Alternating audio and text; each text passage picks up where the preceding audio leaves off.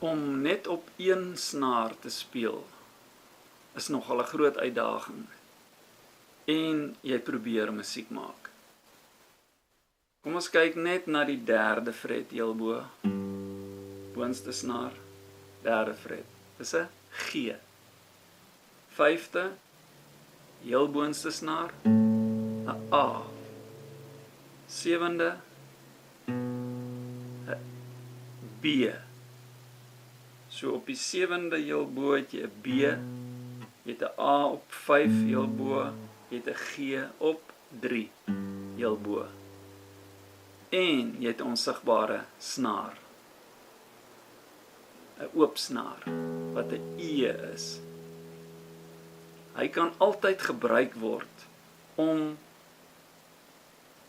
die kere wanneer jy note speel, dit nog mooier te maak. Druk los, druk los. Dit help dat jou vingers nie seer raak wanneer jy akkoorde druk nie. Dis asof jou vingers op 'n warm plaat is. Jy vat vinnig en jy los vinnig.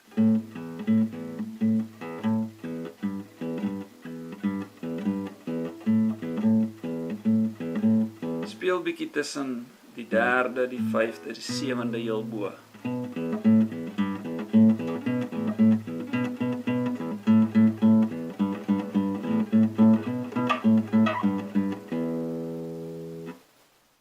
Nou sit jou vinger op die derde heel bo en ek sit my derde vinger op die onderste snaar. So wat jy nou gaan speel wanneer jy daai twee snare gelyk speel, net die boonste en die onderste snaar.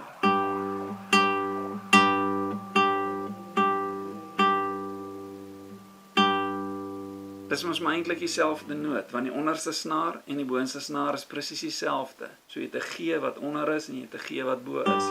Jy het 'n A op die vyfde onder en bo. Jy het 'n B op die sewende bo en onder. Nou die triek is om 'n bietjie met die oop snare ook te speel. Druk.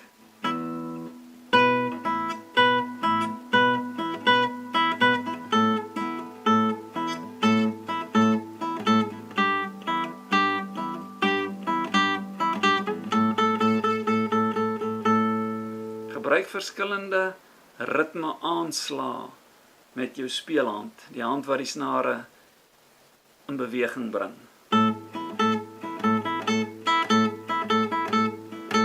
Dink aan 'n liedjie. Na na na na na na na na na na na na na na. Goeie oefening is om saam te neurie of saam net klanke te maak. Dan bietjie net die onderste snaar te vat.